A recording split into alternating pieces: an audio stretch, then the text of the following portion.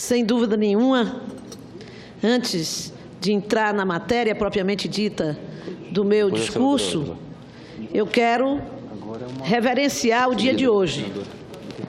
Tanto porque o dia 15 de dezembro registra a passagem de aniversário desse grande lutador dos direitos dos trabalhadores e dos direitos previdenciários nesta casa, o senador Paim, que aqui esteve há pouco, como parecendo que, em homenagem a isto, o movimento sindical, o movimento dos trabalhadores e das trabalhadoras, urbanos e rurais, escolheu para se manifestar no país inteiro contra a reforma da Previdência. Como Vossa Excelência já disse, senador Lindbergh, de maneira e com a força até surpreendente. Os dados que foram dados aqui, o próprio senador Paim mostrou fotos de diversas cidades do Brasil, de diversas capitais do Brasil.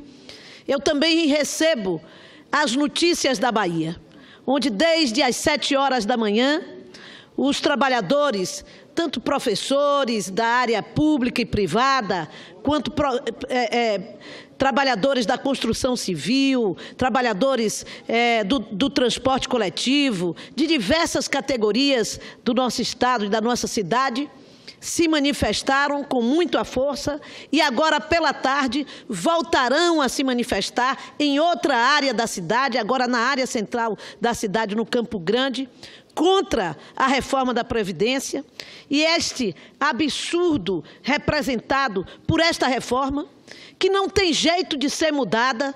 Vejo aqui alguns destacarem alguns pontos, não tem ponto que se salve nessa reforma, porque ela é cruel, ela parte de um princípio destruidor da vida, dos direitos do trabalhador em nosso país e, portanto, eu tenho certeza que ela não passará.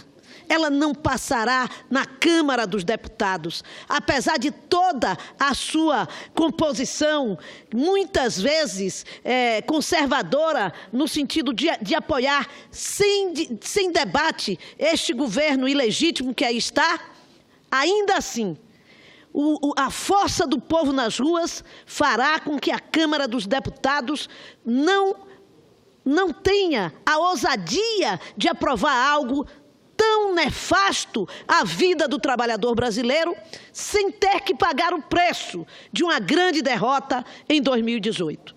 Nós estamos às vésperas de uma eleição e isso certamente contará e será debatido pela opinião pública. Quero ressaltar também que é vitória da nossa luta também que o judiciário já comece a tomar medidas. E eu quero saudar a senadora Gleisi, que hoje fez essa denúncia, esse anúncio na CCJ, quando registrou que a juíza Marciane Bonzanini, da Primeira Vara Federal de Porto Alegre, suspendeu a campanha publicitária do governo federal sobre a reforma da Previdência. Já não era sem tempo, senadores e senadoras.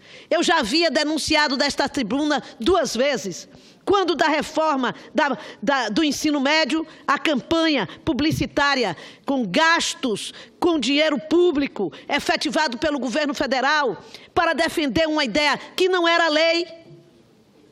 Quanto agora na reforma da Previdência, com a mesma prática.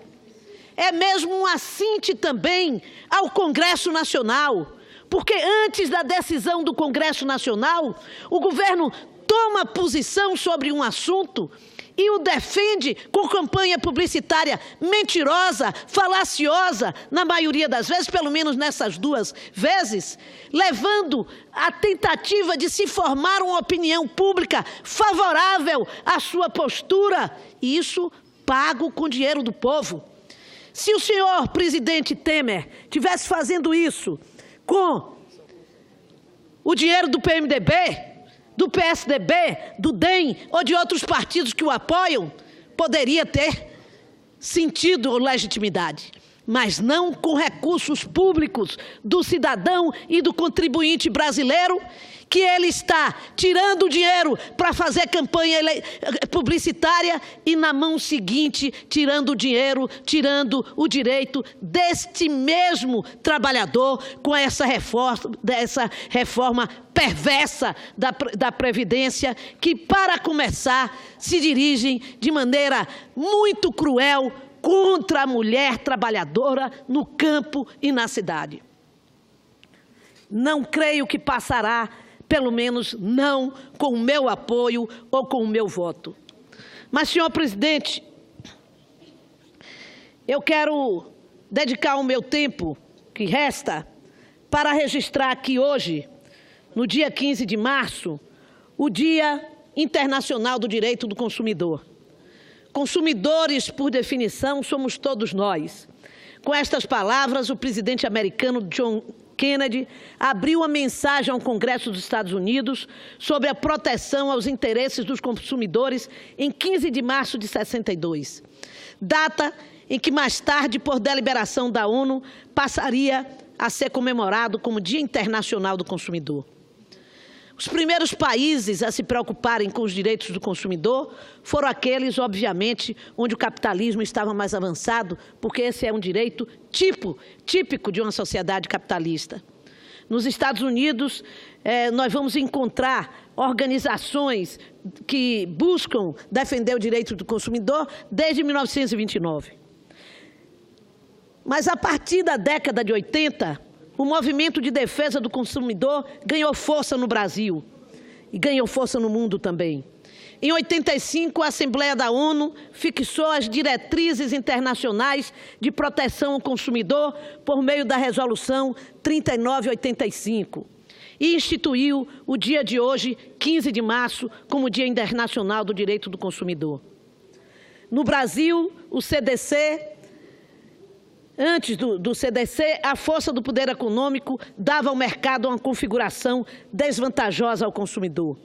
Era comum encontrar nas lojas e prateleiras de supermercados produtos sem manual de instrução, sem prazo de validade e sem informações básicas. A partir de 1987/88, sintonizado com a agenda global, o legislador constituinte elevou a defesa do consumidor à categoria de direito fundamental ao inseri-lo no artigo 5, inciso 32, no artigo 5º, inciso 32 da Constituição de 88, e reconheceu sua importância para o funcionamento justo e equilibrado do sistema capitalista ao apontar a defesa do consumidor no artigo 170 como um dos princípios da ordem econômica. E eu não posso deixar de destacar o papel fundamental que teve o constituinte baiano, querido amigo Joacy Góes, nesta aprovação e na consolidação deste conceito no Congresso Constituinte. Em 11 de setembro de 90, o Código de Defesa do Consumidor foi sancionado. O direito do consumidor nascia tendo como missão assegurar ao cidadão, quando estiver na condição de consumidor, o reconhecimento de sua vulnerabilidade, o direito à proteção de sua vida, saúde e segurança. O direito à informação adequada e clara, à prevenção e reparação de danos, ao equilíbrio e justiça contratual, entre outros. Senhor presidente, peço um pouco mais de tempo. Sensível a essa realidade, fui autora ou relatora de diversas proposições voltadas ao consumidor nas comissões de Meio Ambiente, Defesa do Consumidor e Fiscalização e Controle e de Assuntos Econômicos. Dentre muitos destes, destaco alguns. Ela tem o projeto que modificou a natureza salarial das gorjetas, já transformada em lei, e que obriga os empregadores a destiná-las integralmente aos trabalhadores que exercem suas atividades em bares, restaurantes, hotéis e similares, com critérios mais justos de rateio das gorjetas por acordo ou convenção coletiva de trabalho. Também o projeto que autoriza os comerciantes a cobrarem preços distintos para o pagamento realizado com dinheiro ou com cartão de crédito, sustando determinação de diferença de preço. Esta proposição, de autoria do senador Requião, foi aprovada pela esta Casa e se encontra na Câmara dos Deputados. Passados 26 anos, temos muito ainda que caminhar no sentido da defesa do consumidor. O desconhecimento dos cidadãos a respeito dos seus direitos como consumidores é ainda um grande empecilho à realização total desse direito. Os próximos anos apresentam desafios. A inclusão de 40 milhões de brasileiros na classe média expandiu o mercado interno, aumentando a importância do tema. Basta olhar para o que está acontecendo com a saúde suplementar, as telecomunicações ou os interesses privados que estão por trás da reforma da Previdência, ansiosos pela ampliação do mercado de previdência privada, que é o que ocorre. For aprovada pelo Parlamento, o que não creio que aconteça. Sendo assim, senhor presidente, quero só destacar, para finalizar, a questão da saúde. Apesar de bem remuneradas, nem sempre as operadoras de planos de saúde respeitam os direitos dos consumidores, sendo comum reclamações por reajustes abusivos, especialmente os aplicados às pessoas com mais de 60 anos, desatentas ao disposto no Estatuto do Idoso, descredenciamento de clínicas e hospitais sem contratação de outro equivalente, e negativa de procedimentos que consistem na recusa por parte da operadora do plano de saúde em cobrir o tratamento indicado pelo médico para determinação da doença. Na área de educação também há uma preocupação muito grande, porque as mensalidades escolares, acesso da criança em idade escolar às aulas em virtude do atraso no pagamento de mensalidades escolares. São muitos os serviços que nós devemos exigir e, principalmente, fiscalizar a garantia do direito do consumidor. Nesse sentido, fui signatária com outros 11 senadores do pedido de liminar acatada pelo Supremo Tribunal, o ministro Luiz Roberto Barroso, para devolver a este Senado o projeto que altera a Lei Geral das Comunicações. O Dia do Consumidor, senhor presidente, Internacional do Consumidor, é realmente um momento de reflexão importante para o consumidor brasileiro. E importante para este consumidor, que hoje, inclusive, tem muitos dos seus direitos ameaçados